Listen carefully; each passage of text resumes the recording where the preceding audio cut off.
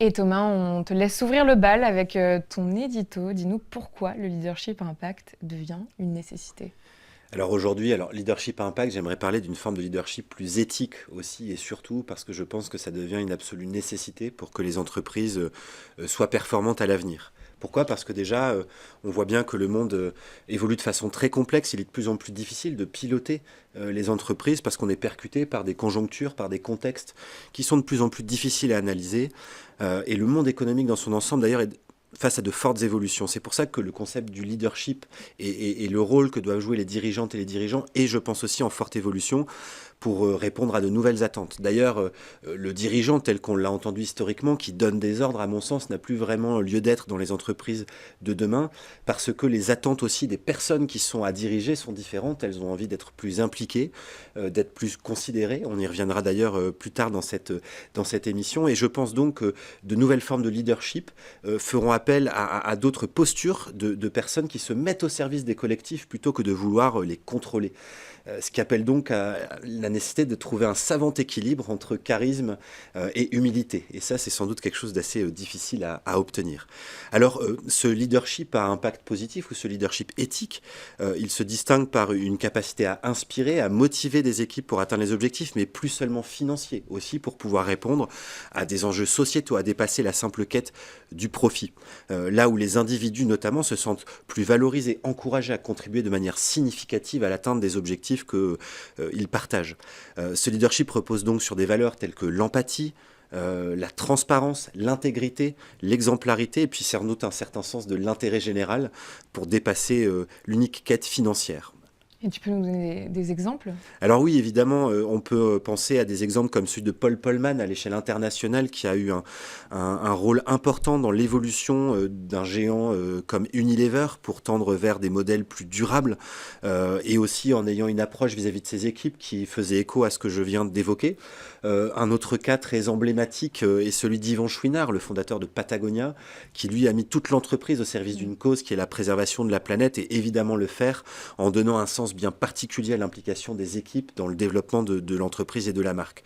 Si on revient en France, on pourrait évoquer Emmanuel Faber, qui a conduit un projet ambitieux de transformation du groupe Danone, avec des succès divers, mais en tout cas, et de façon reconnue, avec une envie de mettre toute son entreprise au service d'un intérêt plus général que l'unique satisfaction des actionnaires, et c'est sans doute en partie ce qui lui a joué de mauvais tours.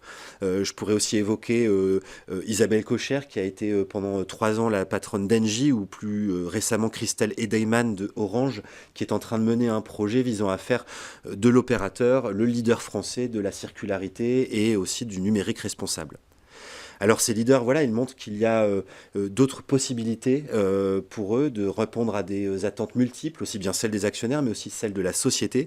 Et c'est pour ça qu'on va creuser ce sujet aujourd'hui. Et alors pourquoi ça devient une nécessité justement? Eh bien parce que dans ce monde en mutation, on voit bien qu'il y a de grandes difficultés rencontrées aujourd'hui par le monde économique. Je pourrais citer notamment les attentes des nouvelles générations qui débarquent sur le marché du travail et qui semblent avoir des attentes en matière de management très différentes où, à mon avis, le leadership traditionnel ne fonctionne plus.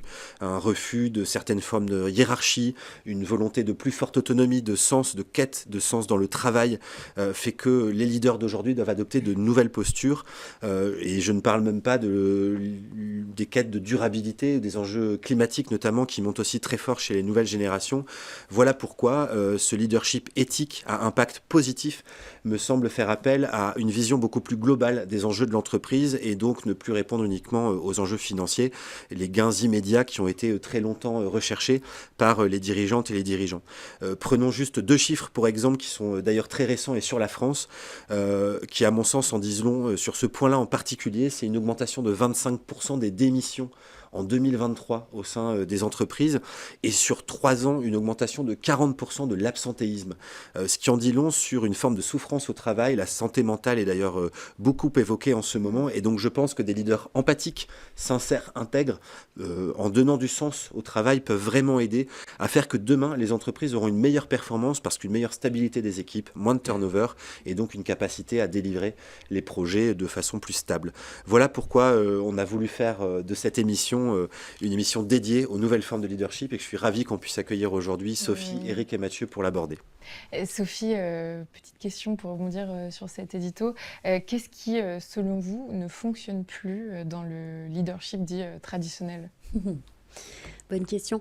Mais moi, pour réagir déjà, je trouve toujours effrayant de voir à quel point les exemples de leaders qu'on a sont quasiment exclusivement masculins.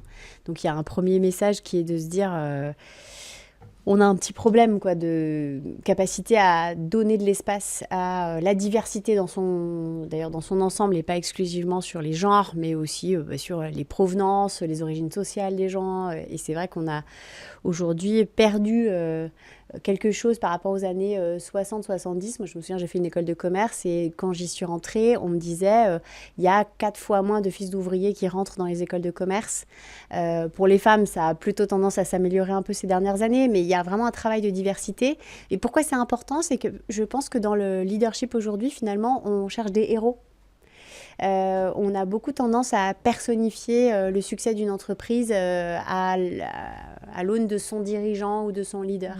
Et on en parlera peut-être tout à l'heure quand on parlera du bouquin que tu m'as fait lire, que j'ai trouvé super intéressant, parce que tout l'enjeu justement d'un leader qui veut modifier radicalement son entreprise et le projet de l'entreprise, c'est de le faire en collectif. Et donc, c'est pas tellement ce que lui va imprimer comme mouvement, c'est plutôt quelle méthode il va mettre en place pour que ça devienne un projet collectif et que ce projet lui survive.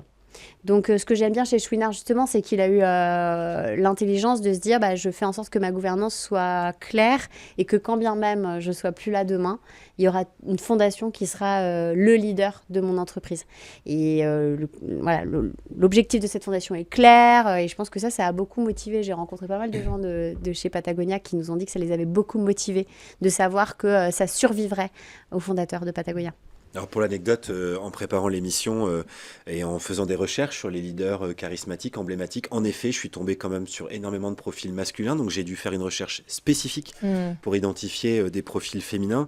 Et par ailleurs, et ça c'est une curiosité qu'on pourra peut-être creuser, mais j'ai découvert des études qui tendaient à montrer que lorsque des entreprises ou des organisations étaient dirigées par des femmes, elles avaient tendance à avoir des impacts sociaux et environnementaux plus importants à périmètre équivalent que celles pilotées par des hommes. C'est donc peut-être un point à creuser pour l'avenir. Et Mathieu et Eric, quelque chose à ajouter sur le leadership à l'ancienne, traditionnel? Peut-être je vais juste faire un rebond rapide sur le leadership masculin, féminin et la représentativité. Chez Ticket for Change, donc c'est plus l'accompagnement des nouvelles générations, et notamment des nouveaux entrepreneurs sociaux et environnementaux. Et il y a une majorité de femmes. Donc il y a 60 à 70% des participants chaque année qui sont des femmes. Et donc c'est une super nouvelle. Elle représente une nouvelle manière de faire.